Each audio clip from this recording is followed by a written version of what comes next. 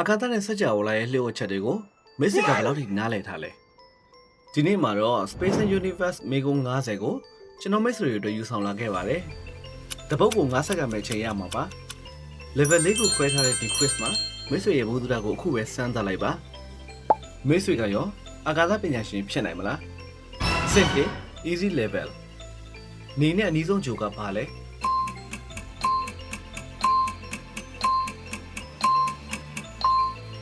အဖြေမှန်က B မာဂျူရီလို့ခေါ်တဲ့ဗော်ဒူးဂျိုဖြစ်ပါတယ်အနီအောင်ဂျိုလို့လူသိများတဲ့ဂျိုကဘာလဲ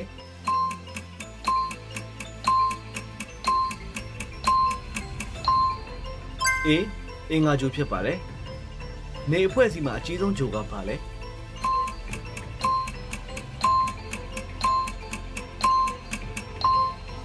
C ဂျိုပီတာလို့ခေါ်တဲ့ကြာသပတေးဂျိုဖြစ်ပါတယ်ကမ္ဘာရဲ့တစ်ခုတည်းသောသဘာဝဂျိုရန်လာကဘာလဲ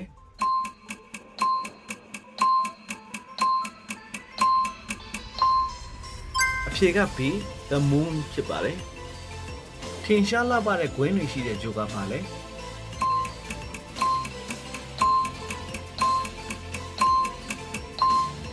B စေတန်လို့ခေါ်တဲ့စနေဂျိုဖြစ်ပါတယ်ကမ္ဘာနဲ့အနည်းဆုံးကျယ်ကဘာလဲ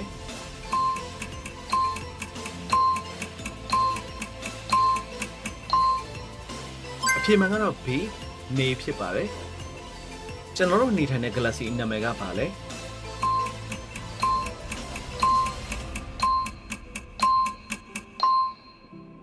အဖြေမှန်က C Milky Way လို့ခေါ်တဲ့နဂါငွေတန်းဖြစ်ပါတယ်လဘောက်ကိုပထမဆုံးခြေချခဲ့တဲ့အာကာသယာဉ်မှုကဘာတူလဲ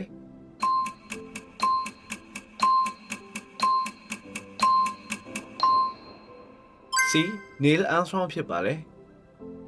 နေအဖွဲ့အစည်းမှာအပူဆုံးဂျိုကဘာလဲ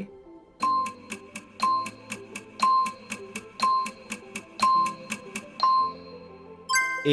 Venus လို့ခေါ်တဲ့တောက်ချာဂျိုဖြစ်ပါတယ်ဂျိုတင်ဂျိုမှာ Dwarf Planet ဖြစ်သတ်မှတ်ခံထားရတာကဘယ်တစ်ခုလဲ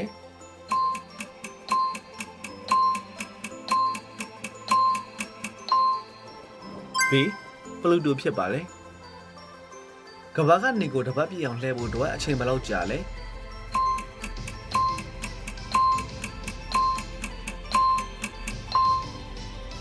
C 365ရက်ခန့်ဖြစ်ပါတယ်နေအဖွဲ့အစည်းရဲ့အလဲဘုံမှာပါရှိလဲ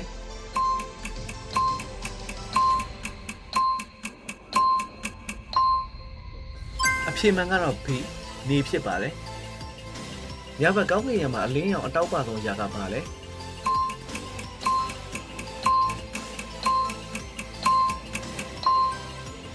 C လဖြစ်ပါတယ်စစ်နဲ့အလဲလက်စင် medium level လူသားတွေဖန်တီးပြီးတော့ပထမဆုံးလွတ်တင်ခဲ့တဲ့ဂျိုဒူးနာမည်ကဘာလဲ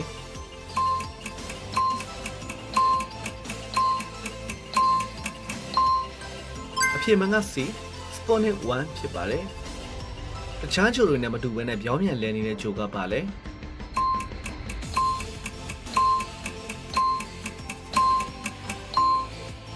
A Venus ဂျိုလို့ခေါ်တဲ့တောက်ချာဂျိုဖြစ်ပါတယ်စေတန်ဂျိုရဲ့အကြီးဆုံးလနာမည်ကဘာလဲ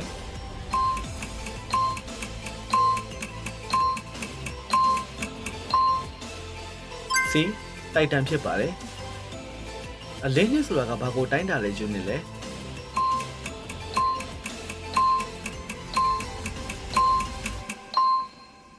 B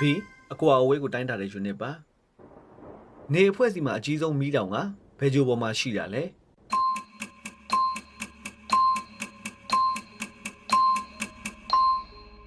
အဖြေမှန်ကတော့ D အင်္ဂါဂျိုဖြစ်ပါတယ်အာကာသတွေကိုပထမဆုံးရောက်ဖူးတဲ့အမျိုးသမီးအာကာသယာဉ်မှုကဘာတူလဲ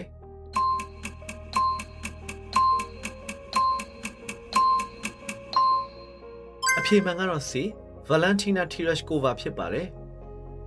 နဂါးငွေတဲ့ galaxy နဲ့အနည်းဆုံး AR galaxy ကပါလဲ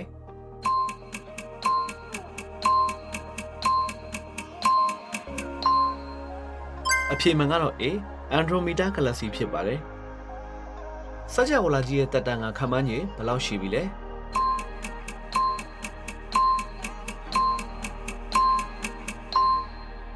အဖြေမှန်ကတော့ B နှစ် 73.8 ဘီလီယံဖြစ်ပါတယ် 1990ခုနှစ်ကလွှတ်တင်ခဲ့တဲ့နာမည်ကြီးအာကာသကြီးမှတ်မြောင်းကဘာလဲ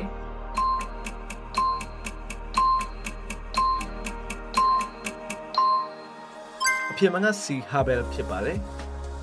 ဂျူပီတာဂျိုဘော်က Great Red Spot ဆိုတာကဘာလဲ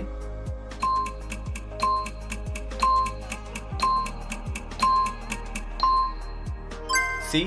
အေယာမမုန်တိုင်းကြီးဖြစ်ပါတယ်နေအဖွဲ့အစည်းမှာဒုတိယအကြီးဆုံးဂျိုကဘာလဲ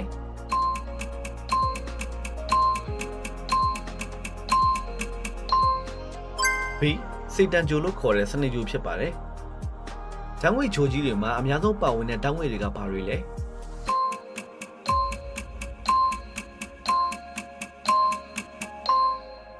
B ဟိုက်ဒရိုဂျင်နဲ့ဟီလီယမ်ဖြစ်ပါတယ်။ကမ္ဘာပေါ်ကိုကျရောက်လာခဲ့တဲ့ဥက္ကာကအများစုကဘယ်နေရာကနေလာတာလဲ။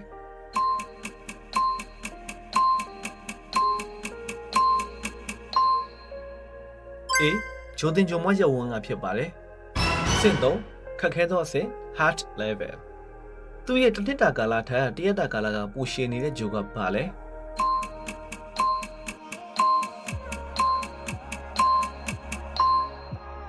အဖြေမှန်ကတော့ D Venus ဂျိုဖြစ်ပါတယ်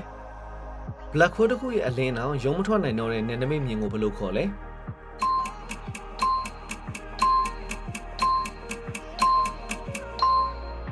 B Event Horizon လို့ခေါ်ပါတယ်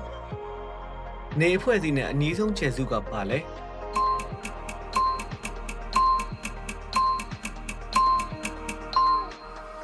A Alpha Centauri ဖြစ်ပါတယ်ညဘက်ကောင်းကင်ရဲ့မှာအတောက်ပါဆုံးကျယ်ကပါလဲ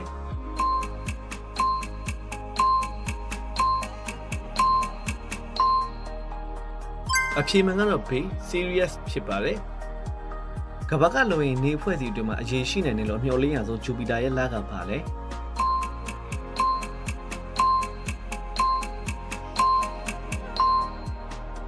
B ယူရိုပါဖြစ်ပါတယ်နေအဖွဲ့အစည်းမှာအကြီးမားဆုံးဂျိုရန်လကပါလဲ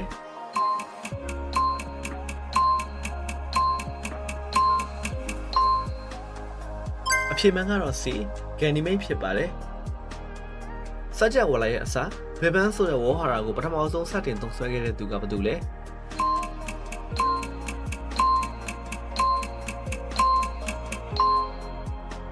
C Fraulein ဖြစ်ပါတယ်အတန်ထက်မြန်တဲ့လေတိုက်နှုန်းရှိတဲ့ဂျိုကပါလဲ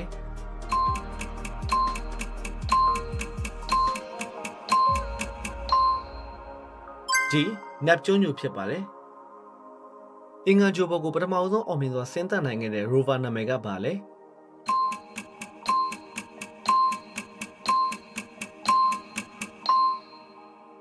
C ဆိုဂျန်နာဖြစ်ပါတယ်စက်ကြောလာတစ်ခုလုံးရဲ့ခန့်မှန်းခြေ29ရာခိုင်နှုန်းကိုဘာရင်းနဲ့ဖွဲ့စည်းထားတာလဲ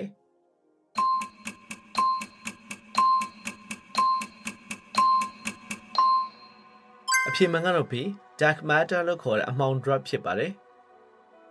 အာကာသတွေမှာပထမဆုံးတည်ဆောက်ခဲ့တဲ့အာကာသစခန်းနာမည်ကဘာလဲ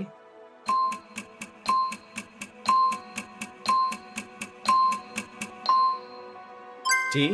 Salyut 1ဖြစ်ပါတယ်ဂျိုသွားဂျိုလာနေရာမှာကိုဖော်ထုတ်ခဲ့တဲ့သူကဘယ်သူလဲ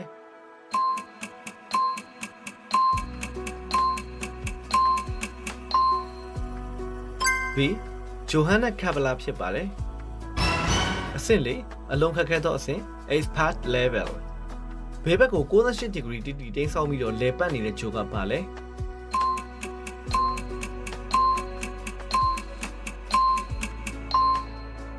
အဖြေမှန်ကတော့ C Uranus လို့ခေါ်တဲ့ရာဟုဂျိုဖြစ်ပါတယ်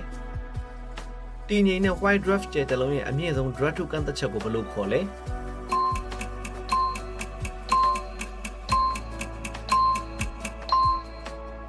B Chandrasekhar ကန့်သက်ချက်လို့ခေါ်ပါတယ်နေအဖွဲ့အစည်းမှာမီးတောင်လှုပ်ရှားမှုအများဆုံးအရာဝတ္ထုကဘာလဲ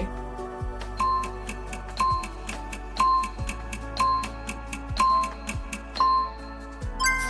ဂျူပီတာရဲ့လဖြစ်တဲ့ IO ဖြစ်ပါတယ် Pulsar လို့ခေါ်တဲ့အရာတွေကတကယ်တမ်းမှာဘာတွေလဲ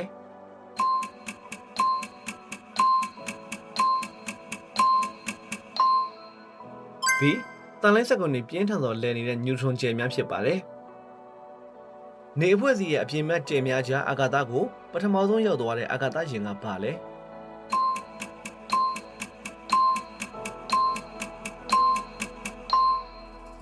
ဒီ Voyager 1ဖြစ်ပါတယ်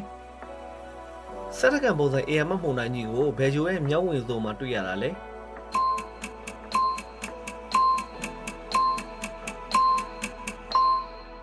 စီစေတန်ဂျူဖြစ်ပါတယ်ကြီးမားတဲ့ဂျယ်ရီစူပါနိုဗာမဖြစ်ခင်ဥရိုင်ထဲမှာနောက်ဆုံးအဆင့်အနေနဲ့ဘယ်ဒရက်စင်ကိုဖန်တီးခဲ့တာလဲ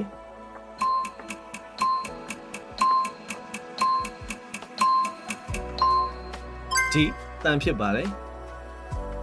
ငကငွေတဲ့ဂလက်ဆီရဲ့ဗဟိုမှာရှိတဲ့အလွန်ကြီးမားတဲ့တွင်းနဲ့ရဲ့နာမည်ကပါလဲ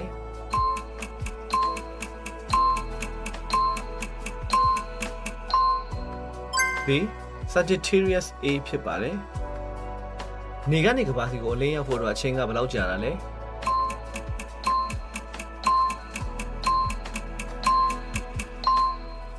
အဖြေမှန်ကတော့ B 10မိနစ်နဲ့စက္ကန့်20ကြာပါတယ် Solar Wind တွေနဲ့ Interstellar Space တို့တွဲဆုံတဲ့နယ်နိမိတ်မြင်ကိုဘယ်လိုခေါ်တာလဲ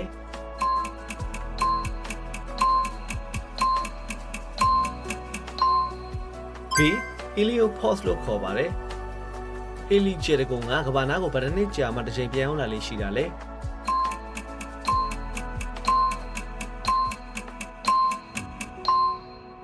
C 86နှစ်ဖြစ်ပါတယ် James Watt အာကာသကြည့်မှန်မြောင်းကအဓိကအဖြစ်ဘယ်လင်းလိုင်းကိုအသုံးပြုပြီးတော့စัจ java လာကိုလေ့လာတာလဲ